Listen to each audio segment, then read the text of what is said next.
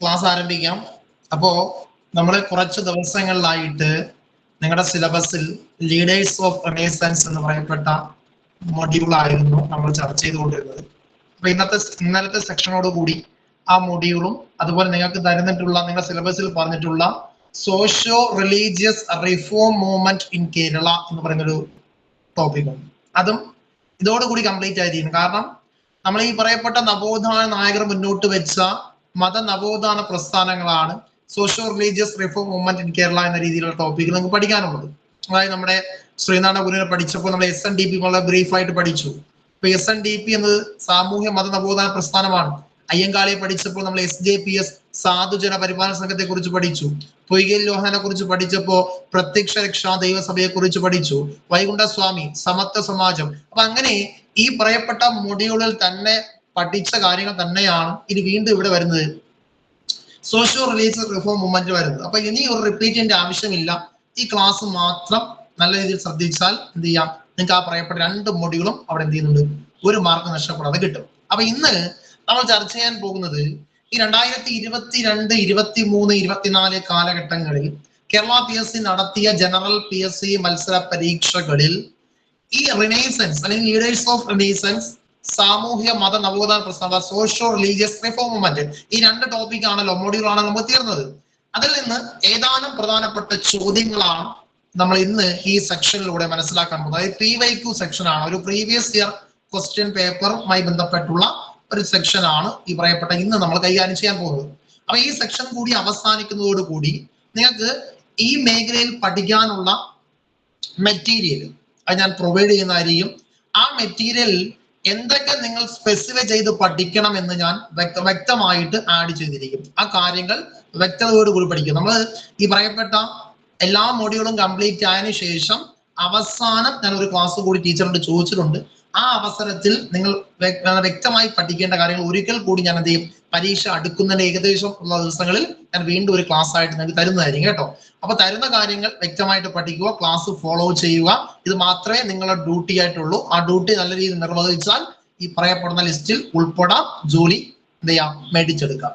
അപ്പോ ഇന്ന് നമ്മളൊരു PYQ സെക്ഷൻ ആണ്. മാക്സിമം ഈ പറയപ്പെട്ട കുറച്ച് ക്വസ്റ്റ്യൻസ്, ഏകദേശം ഒരു 50ഓളം ചോദ്യങ്ങൾ നമ്മൾ കേരള PSC ഇത് അടുത്തായി ലേറ്റസ്റ്റ് ആയിട്ട് ചോദിച്ച ചോദ്യങ്ങളാണ് പരിചയപ്പെടാൻ പോകുന്നത് കേട്ടോ.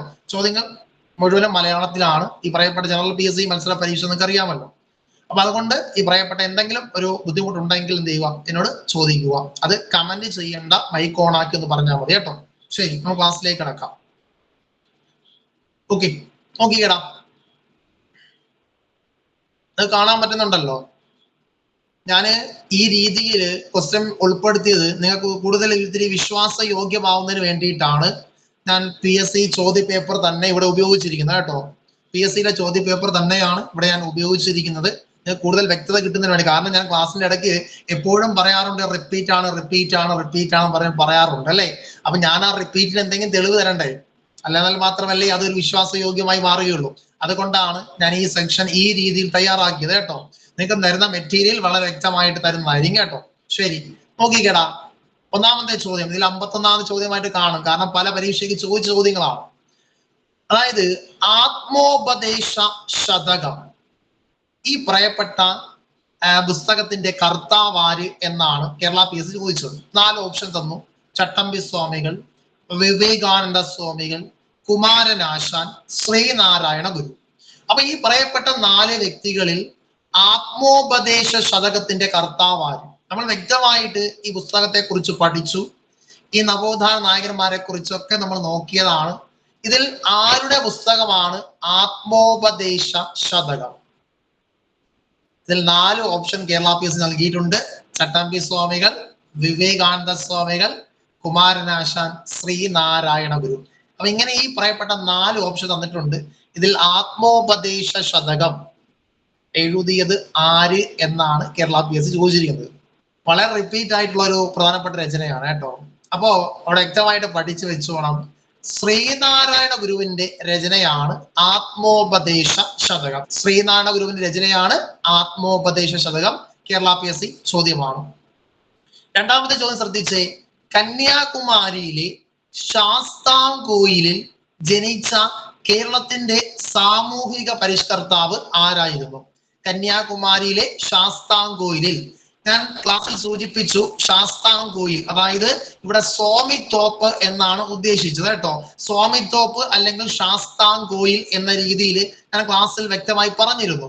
ആ കന്യാകുമാരിയിലെ സ്വാമിത്തോപ്പിൽ അല്ലെങ്കിൽ ശാസ്താംകോയിൽ ജനിച്ച കേരളത്തിന്റെ സാമൂഹ്യ പരിഷ്കർത്താവ് ആരായിരുന്നു എന്നാണ് ചോദ്യം. ഇവിടെ ഓപ്ഷൻ ഉണ്ട്: പെരിയോർ, ഓപ്ഷൻ ബി ആനന്ദ തീർത്ഥൻ, ഓപ്ഷൻ സി വൈകുണ്ഠ സ്വാമികൾ, ഓപ്ഷൻ ഡി ബ്രഹ്മാനന്ദ ശിവയോഗി. ഈ പറയപ്പെട്ട 4 വ്യക്തികളിൽ ആരാണ് കന്യാകുമാരിയിലെ ശാസ്താംകോയിൽ അഥവാ സ്വാമിത്തോപ്പിൽ ജനിച്ച കേരളത്തിന്റെ സാമൂഹിക പരിഷ്കർത്താവ്? വൈകുണ്ഠസ്വാമികൾ. കറക്റ്റാണ്, വൈകുണ്ഠസ്വാമികളാണ് ഈ പറയപ്പെട്ട സ്വാമിത്തോപ്പിൽ അഥവാ ശാസ്താംകോയിൽ ജനിച്ച കേരളത്തിന്റെ സാമൂഹിക പരിഷ്കർത്താവ് വൈകുണ്ഠസ്വാമിയാണ്. അപ്പൊ വൈകുണ്ഠസ്വാമി ജനിച്ച വർഷം വ്യക്തമായി പഠിച്ചോണം. 1809 മാർച്ച് മാസം 12-നാണ് കേട്ടോ. 1809 മാർച്ച് മാസം 12-ന് ഈ പറയപ്പെട്ട സ്വാമിത്തോപ്പിൽ അല്ലെങ്കിൽ ശാസ്താംകോയിൽ എന്ന് പറയുന്ന പ്രദേശത്താണ് അദ്ദേഹം ജനിക്കുന്നത്. അത് വ്യക്തമായിട്ട് പഠിച്ചോണം. ജനന വർഷം, ശ്രീനാരായണ ഗുരുവിന്റെ ജനന വർഷം നമ്മൾ പഠിച്ചു. 1856 ഓഗസ്റ്റ് മാസം 20-നാണ് ശ്രീനാരായണ ഗുരു ജനിച്ചത് കേട്ടോടാ. 1856 ഓഗസ്റ്റ് 20-നും വൈകുണ്ഠസ്വാമി ആണെങ്കിൽ 1809 മാർച്ച് 12-നുമാണ്. ശ്രീനാരായണ ഗുരുവിന്റെ ജന്മദേശം നമുക്കറിയാം, നമ്മുടെ തിരുവനന്തപുരം ജില്ലയിൽ എവിടെയാണ്? ചെമ്പഴന്തിയിലാണെന്ന് വ്യക്തമായിട്ട് പഠിച്ചോണം കേട്ടോ. ഇനി മൂന്നാമത്തെ ചോദ്യം, ആത്മവിദ്യാ സംഘം സ്ഥാപിച്ചതാര്? ഞാൻ ഈ പോഷൻ പഠിപ്പിച്ച അവസരത്തിൽ നിങ്ങളോട് ഞാൻ പറഞ്ഞു, ഇന്നേ വരെ കേരള PSC നവോത്ഥാന മേഖലയിൽ നിന്ന് ഒരു ചോദ്യം ആവർത്തിക്കപ്പെട്ടിട്ടുണ്ട് എങ്കിൽ അതിൽ ഏറ്റവും കൂടുതൽ ആവർത്തിക്കപ്പെട്ട ചോദ്യം ഞാൻ ഇതാണ് എന്ന രീതിയിൽ നിങ്ങളോട് പരിചയപ്പെടുത്തി. ഓക്കെ അല്ലേ? നിങ്ങൾ ഓപ്ഷൻ, നിങ്ങളെ കമന്റ് ഞാൻ കണ്ടു. ഓപ്ഷൻ ഡി വാഗ്ഭടാനന്ദനാണ്. നമ്മൾ വ്യക്തമായിട്ട് പഠിച്ചതാണ്. അപ്പൊ ആത്മവിദ്യാ സംഘം PSCയുടെ സ്ഥിരമായിട്ടുള്ള റിപ്പീറ്റഡ് ചോദ്യമാണ്. ആത്മവിദ്യാ സംഘം സ്ഥാപകൻ ആരാണ്? വാഗ്ഭടാനന്ദനാണ്. നമ്മൾ പഠിച്ചു. ഏതു വർഷം സ്ഥാപിച്ചു? 1917-ലാണ് സ്ഥാപിച്ചത്. കോഴിക്കോട് വടകരയായിരുന്നു അതിന്റെ ആസ്ഥാനം. ഇന്നലെ നമ്മൾ പഠിച്ചതേ ഉള്ളൂ. ഈ ആത്മവിദ്യാ സംഘത്തിന്റെ ആപ്തവാക്യമാണ്, മോട്ടോയാണ് എന്ത്? ഉണരുവിൻ അഖിലേശ്വരനെ സ്മരിപ്പിൻ, ക്ഷണം എഴുന്നേൽപ്പിൻ, അനീതിയോട് എതിർപ്പിൻ. നമ്മൾ വ്യക്തമായിട്ട് പഠിച്ചതാണ്. ആത്മവിദ്യാ സംഘത്തിന്റെ ലക്ഷ്യങ്ങളും ആശയങ്ങളും പറയപ്പെടുന്ന അദ്ദേഹത്തിന്റെ കവിതയാണ് സ്വതന്ത്ര ചിന്താമണി എന്ന് പഠിച്ചു. ആത്മവിദ്യാ സംഘത്തിന്റെ മുഖപത്രമാണ് അഭിനവ കേരളം എന്ന് പഠിച്ചു. ഇതൊക്കെ വ്യക്തമായിട്ട് കഴിഞ്ഞ ക്ലാസ്സിൽ നമ്മൾ പഠിച്ചതാണ് കേട്ടോ. അപ്പൊ ആത്മവിദ്യാ സംഘം സ്ഥാപിച്ചതാര്? ചോദിച്ചാരടാ? വാഗ്ഭടാനന്ദനാണ് കേട്ടോ. നല്ല റിപ്ലൈ ചെയ്യുന്നുണ്ട് കേട്ടോ. അപ്പൊ ഇതേ രീതിയിൽ എന്ത് ചെയ്യുക, അറിയാവുന്ന ആൻസറുകൾ ഒന്ന് കമന്റ് ചെയ്യുക കേട്ടോടാ. ശ്രദ്ധിച്ചോ. അടുത്ത ചോദ്യത്തിലേക്ക് പോവാം. എന്തെങ്കിലും സംശയം ഉണ്ടെങ്കിൽ ചോദിച്ചോണം കേട്ടോ. നോക്കിക്കേടാ, സ്വദേശാഭിമാനി പത്രത്തിന്റെ സ്ഥാപകൻ ആരായിരുന്നു? PSC repeat ആണെടാ. സ്വദേശാഭിമാനി പത്രത്തിന്റെ സ്ഥാപകൻ ആരായിരുന്നു? ഞാൻ ഇതേപടി ചോദ്യ പേപ്പർ കട്ട് ചെയ്താണ് നിങ്ങൾക്ക് തരുന്നത് കേട്ടോ. കാരണം നിങ്ങൾക്ക് വിശ്വാസയോഗ്യമാവുന്നതിന് വേണ്ടിയിട്ടാണ്. കാരണം ഞാൻ ക്ലാസ് എടുത്തുകൊണ്ടിരിക്കുമ്പോ ഞാൻ പറയാറുണ്ട് നിങ്ങളുടെ റിപ്പീറ്റ് ആണ് കേട്ടോ. അതിനു വേണ്ടിയിട്ടാണ് ഇത്തരത്തിലൊരു രീതി ഞാൻ ഉപയോഗിച്ചത്. ഞാൻ ഓപ്ഷൻ കണ്ടു. ഓപ്ഷൻ ബി കറക്റ്റ് ആണ്. വക്കം അബ്ദുൽ ഖാദർ മൗലവി മുന്നോട്ട് വെച്ച അതാണ് പത്രമാണ് സ്വദേശാഭിമാനി അല്ലെ. സ്വദേശാഭിമാനി പത്രത്തിന്റെ സ്ഥാപകൻ ആരാണ്? വക്കം അബ്ദുൽ ഖാദർ മൗലവിയാണ്. നമ്മൾ പഠിച്ചു 1905 ജനുവരി മാസം 19-ന് തിരുവനന്തപുരം ജില്ലയിലെ അഞ്ചുതെങ്ങിൽ നിന്നാണ് സ്വദേശാഭിമാനി പത്രം ആരംഭിക്കപ്പെട്ടത്. സ്ഥാപകൻ വക്കം അബ്ദുൽ ഖാദർ മൗലവി. ഈ പത്രത്തിന്റെ ആദ്യത്തെ എഡിറ്റർ ആയിരുന്നു CP ഗോവിന്ദപിള്ള. എന്നാൽ ഈ ഓപ്ഷനിൽ കാണുന്ന രാമകൃഷ്ണ പിള്ള അഥവാ സ്വദേശാഭിമാനി രാമകൃഷ്ണ പിള്ള എന്നാണ് ചാർജ് ഏറ്റെടുക്കുന്നത്? 1906-ലാണ് ഈ പത്രത്തിന്റെ പത്രാധിപരായിട്ട് ചാർജ് ഏറ്റെടുക്കുന്നത്. പിന്നീട് ഞാൻ പറഞ്ഞു, ഈ സ്വദേശാഭിമാനി K രാമകൃഷ്ണ പിള്ള പത്രാധിപരായി ഇരിക്കുമ്പോ തിരുവിതാംകൂർ ഗവൺമെന്റിനെ കുറിച്ചും അന്നത്തെ ദിവാനെ കുറിച്ചും വിമർശനാത്മകമായ ലേഖനങ്ങൾ എഴുതിയ കാരണം കൊണ്ട് 1910-ൽ ഈ പത്രം ആര് കണ്ടുകെട്ടുന്നു? തിരുവിതാംകൂർ സർക്കാർ കണ്ടുകെട്ടുന്നു. നമ്മൾ വ്യക്തമായി പഠിച്ചതാണ്. സ്വദേശാഭിമാനി പത്രം ആരാടാ സ്ഥാപകൻ? വക്കം അബ്ദുൽ ഖാദർ മൗലവി ആണെന്ന് വ്യക്തമായി പഠിക്കുക. 1905-ലാണ് പത്രം ആരംഭിച്ചത്. 1910-ൽ ഈ പത്രം എന്ത് ചെയ്തു? നിരോധിക്കപ്പെട്ടു, കണ്ടുകെട്ടപ്പെട്ടു എന്ന കാര്യം ഓർത്തിരിക്കുക.